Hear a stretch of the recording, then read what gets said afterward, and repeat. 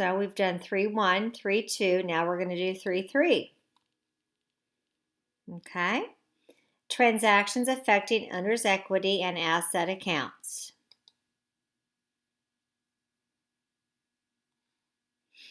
All right, work together, 3 points, on your own, 3 points.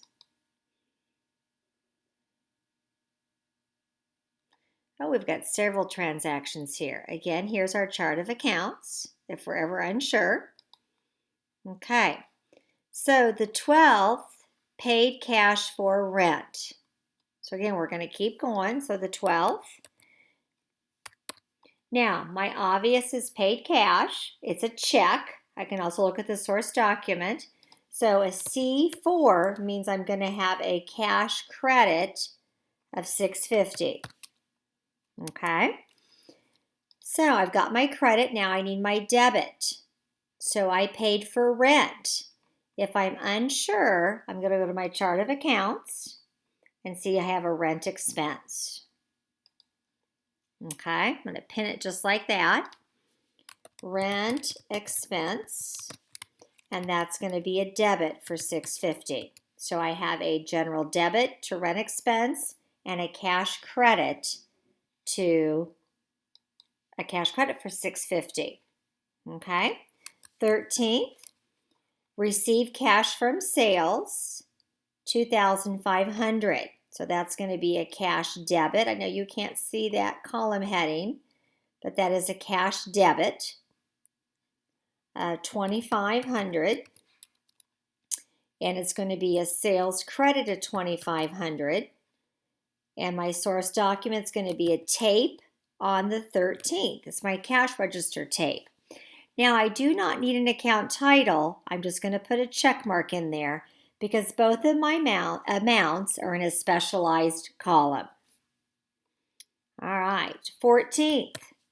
Sold services on account to Case Spath, $480, S1 for a sales receipt 1. Okay, so we know that we sold services, so that's going to be a sales credit of $480. But I did not receive cash. I'm going to receive cash in the future from Case Spath. And I can see right there, accounts receivable. And I thought, nope, you can't copy it. I'm going to have to write it.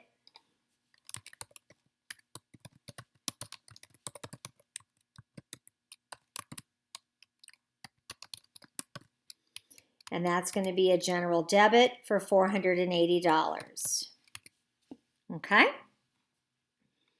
Halfway done. Paid cash for electric bill, $220, C5. Well, since it's a C5, I know that's going to be a cash credit of $220.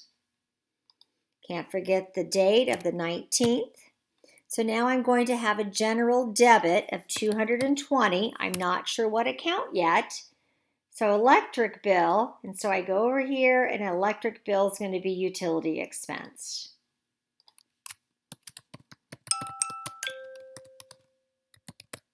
Okay. All right. So next, the 20th, receive cash on account from Case Spath, which was right here. That was a debit. So now I'm going to credit. So that's going to be the 20th. It's going to be a cash debit of $255. And it's going to be a general credit, $255.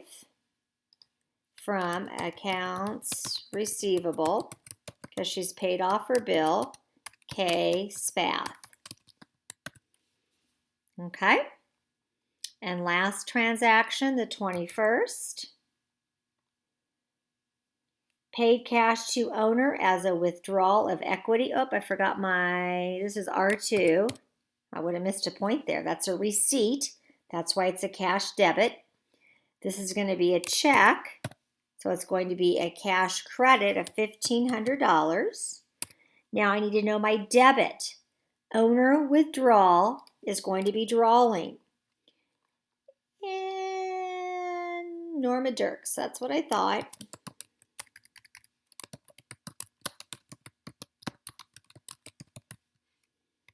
Okay, 1,500. All right. So there we go. I'll come back and show you if I'm right. Save and continue.